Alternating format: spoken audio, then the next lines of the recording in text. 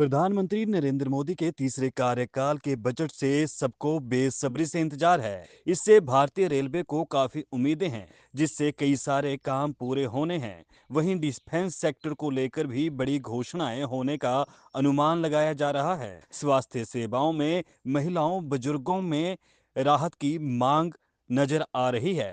नमस्कार जी, आपका बहुत स्वागत है। मेरा नाम सीए रचित गोयल है।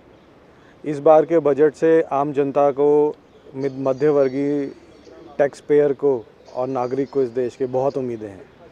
हर बार की तरह ये बड़ा अहम बजट है, क्योंकि ये मोदी सरकार के तीसरे कार्यकाल का कह सकते हैं एक तरह से पहला मेन बजट आएगा। इस बजट में रेलवेज़ में हमें काफ़ी बदलाव देखने को मिल सकते हैं। कई सारी और हम उम्मीद लगाएंगे कि जो वंदे भारत है वो नई शुरू करी जाएंगी।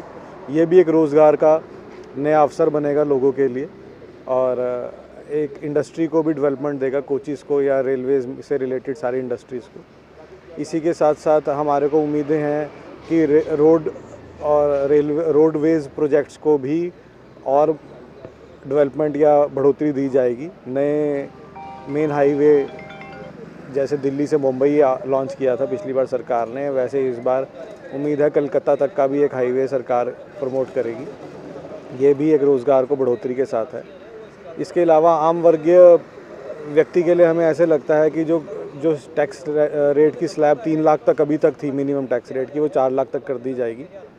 उसी के साथ साथ और 12 से 15% की स्लैब में 20% टैक्स रेट था, जहाँ पे मध्यवर्गीय ज़्यादातर आता था टैक्स देने के लिए। ये इस बार उम्मीद है कि 12 से 15 को बढ़ा के 15 से 18 तक 20% करके 18 से ऊपर 30% कर दिया जाएगा, ताकि मध्य वर्गीय इंसान के पास थोड़ी बचत हो और वो उस बचत से कुछ टैक्स इन्वेस्टमेंट कर सके या खर्चा कर सके, जिससे देश को और बढ़ोतरी मिलेगी। आपका बड़ा उचित सवाल है जी। आजकल हम अखबारों में भी ये बात पढ़ रहे हैं कि एमसी का डेफिसिट चल रहा है काफ़ी हैवी। उसका मेन कारण ये भी है कि एमसी है डिपेंडेंट है अपनी सेंट्रल गवर्नमेंट पे फॉर फंड्स, और उनको जो फंड्स आते हैं उसी में से वो उनको गुजारा करना है। एमसी को अगर इस चीज़ से बचना है, अपना डेफिसिट रिकवर करना, उनको एक रेवेन्यू जनरेशन मॉडल भी अपना जनरेट करना चाहिए।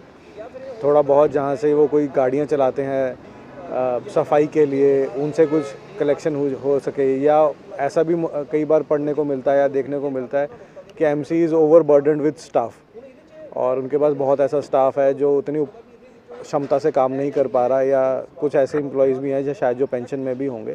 इस चीज़ को चेक करा जाए और कुछ अंडर कटिंग करी जाए स्टाफ की, जो ज़रूरी स्टाफ है उसको रोका जाए। उम्मीद है कि चंडीगढ़ को इस बार उम्मीद से ज़्यादा मिलेगा। हमारी नई सरकार जो सेंटर में है और जो हमारे मौजूदा मेंबर ऑफ पार्लियामेंट है, हमारे को लगता है उनका अच्छा तालमेल बैठेगा, और उनकी जो एक रेल अंडरग्राउंड मेट्रो योजना है उसके लिए भी बजट अप्रूव हो अगर वो उसके लिए, तो उसमें भी हमें उम्मीद है कि वो मेट्रो योजना भी जल्दी शुरू हो। सर, मेरा नाम है सीए प्रीतिश गोयल। मैं इस चंडीगढ़ में शहर में सीए की प्रैक्टिस करता हूं। इस बजट को हम बड़े ही भावनापूर्व और एक पॉजिटिव वे में देखते हैं। जैसे हम देखा जाए, सरकार की पिछले 16 सालों से सरकार का हमेशा दायित्व रहा है कि वो इसको इनकम को लोगों को बढ़ाए, बिज़नेस को बढ़ाए, सो दैट कि हमारे देश में जो बिज़नेस है वो अच्छे ढंग से हो। सरकार का नारा है ईज़ ऑफ डूइंग बिज़नेस, जिसके तहत उन्होंने वन नेशन वन टैक्स के अंदर जीएसटी लाया गया। तो जो इस बार का जो बजट भी आएगा सरकार की तीसरी टर्म में, जो ये सेकंड बजट आ रहा है, इसमें जो हम जो समझते हैं सरकार मध्यम वर्ग के जनता को अच्छी राहत देगी। जैसे कि इनकम टैक्स में कुछ छूट देगी, जैसे पिछली बार उन्होंने 50 से 75 किया था, जो कि उम्मीद है कि 75 से इस बार 1.5 लाख की हो सकती है। और एनपीएस में भी सरकार उसको बेनिफिट देगी जो न्यू रिजीम के अंदर। साथ ही सरकार कुछ नए क्षेत्रों के लिए, जैसे हमारा डिफेंस है, रेलवे है, इंफ्रास्ट्रक्चर है, एजुकेशन है, एजुकेशन और जो हमारा इंफ्रास्ट्रक्चर को लेकर प्रोजेक्ट है, उसमें सरकार अच्छा योगदान देगी, ताकि वो हमारा जो क्षेत्र है वो डेवलप हो और हमारे जो आगे की पीढ़ी है वो एजुकेटेड हो और हमारे देश को संभाले। इसके तहत जो इस बजट में होगा, जो हम समझते हैं एक जीएसटी के तहत लोगों में ईज़ ऑफ डूइंग बिजनेस आएगी, क्लैरिटी आएगी, सो दैट कि जो आम आदमी है, जो छोटा दुकानदार है या एक मध्यम वर्ग का दुकानदार है, उसके लिए रोज़मर्रा की परेशानियों से छुटकारा हो और उसके साथ जो चीटिंग होती है वो बंद हो। सर, जो जीएसटी के अंदर पेट्रोल और डीजल की मांग आ रही है, इसके ना आने के कारण पीछे सरकार का कोई महत्वपूर्ण कारण है जो कि नहीं आ पा रहा है।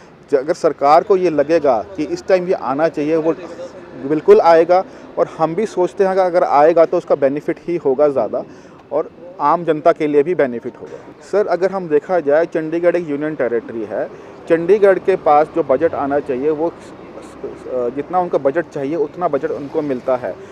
बीइंग चंडीगढ़ 2 क्षेत्रों से घिरा हुआ है, हरियाणा और पंजाब।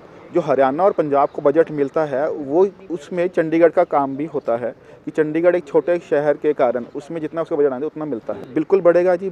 जैसे हम स्मार्ट सिटी को की तरफ बढ़ावा दे रहे हैं, उसमें चंडीगढ़ की तरफ बजट के बढ़ने के चांसेस हैं। मेरा नाम सी तरुण बसराल है, प्रैक्टिसिंग चार्टर्ड अकाउंटेंट हूँ। सर, मोदी सरकार का बजट हमारे लिए इस बार सबसे ज़्यादा उम्मीदों वाला है। बस हमें ये एक्सपेक्टेशन है कि एक तो न्यू टैक्स स्लैब के रिगार्डिंग जो गवर्नमेंट जागरूक कर रही है, तो हमें ये एक्सपेक्टेशन है कि न्यू टैक्स स्लैब है, जैसे पिछली बार 50 से 75,000 स्लैब कर दी गई, इस बार और इंड्यूसिव बेनिफिट्स दिए जाएंगे और गवर्नमेंट एम्प्लॉइज, बेसिकली जो सैलरीड क्लास है, उसकी एक्सपेक्टेशन मीट होनी चाहिए। सेकंड ये है सर कि मोदी गवर्नमेंट की हम हमेशा कहते हैं इंटेलेक्चुअल गवर्नमेंट है। They take intellectual steps. जैसे आप देखेंगे कि टू कर्ब जो पोल्यूशन है पेट्रोल और डीजल का, उसको हटाने के लिए इलेक्ट्रिक व्हीकल्स की तरफ जो थोड़ा मोदी गवर्नमेंट का झुकाव है, आप देखेंगे चंडीगढ़ में भी सब्सिडी रही है, फर्दर सब्सिडीज दी जा रही हैं इलेक्ट्रिक व्हीकल्स के ऊपर भी, ताकि लोगों का रुझान इस तरफ आए। जब हम टैक्सेशन की तरफ बात करते हैं सर, जीएसटी के ऊपर ज़रूर है कि हम चाहेंगे मोदी गवर्नमेंट जो मैक्सिमम स्लैब है उसको हटा के 28 से 18 के ऊपर लेकर आए। जो ज़्यादातर प्रोडक्ट्स हैं और जो बेसिक नीड के प्रोडक्ट्स हैं, दे शुड इधर बी एग्जम्प्टेड और brought to lower tax slab, जो 12 में उनको 5 में लाया जाए। और मोर ओवर सर, जो हम कहते हैं कि मोदी गवर्नमेंट को हम एक डेवलपमेंट बेस्ड गवर्नमेंट ही मानते हैं, बिकॉज आप देखेंगे चाहे इंफ्रास्ट्रक्चर है, चाहे एजुकेशन है, हर चीज़ में एक नई पॉलिसी जो उनका बजट है हर साल, एजुकेशन में भी exposure has been increase over years. Sir, अगर मोदी गवर्नमेंट का जो इंटरेस्ट है it is towards the new slab, then तो उसमें कोई डिडक्शन एज सच अलाउड नहीं है, then only standard deduction can further be increase. But अगर हम ओल्ड टैक्स स्लैब की बात करेंगे तो हाँ, उसमें जो स्टैंडर्ड डिडक्शन है उसको बढ़ाया जा सकता है, और जो सेक्शन 80C का हर गवर्नमेंट एम्प्लॉय का जो बेसिक जो सेविंग होती है, that is more than 1.5 lakh each year, और वो बहुत समय से एम्प्लॉयज़ वेट कर रहे हैं कि उसको 1.5 लाख से बढ़ाकर 2 या 2.5 लाख कर दिया जाए, तो उससे जो थोड़ा टैक्स का इम्पैक्ट है वो कम हो जाएगा एम्प्लॉयज़ के ऊपर। सर, चंडीगढ़ को डेवलपमेंट के लिए जितना बजट मिलना चाहिए, हमें एक्सपेक्टेशन है कि इस बार मिलेगा, और अगर मिलेगा तो क्योंकि Chandigarh one of the smart city project का पार्ट है, तो उसके हिसाब से अगर चंडीगढ़ को प्रॉपर बजट दिया जाता है और डेवलप किया जाता है as a smart city, then nothing can be better than that. भगवान का नाम और ध्यान घर में रहेगा हर वक्त। सकारात्मक प्रभाव वेदाक्ष धूप बत्ती से। वेदाक्ष ज्योति सेवा संस्थान द्वारा अभिमंत्रित धूप बत्ती रोज, मोगरा और बेलपत्र की महक से लक्ष्मी का होगा वास। वेदाक्ष धूप बत्ती।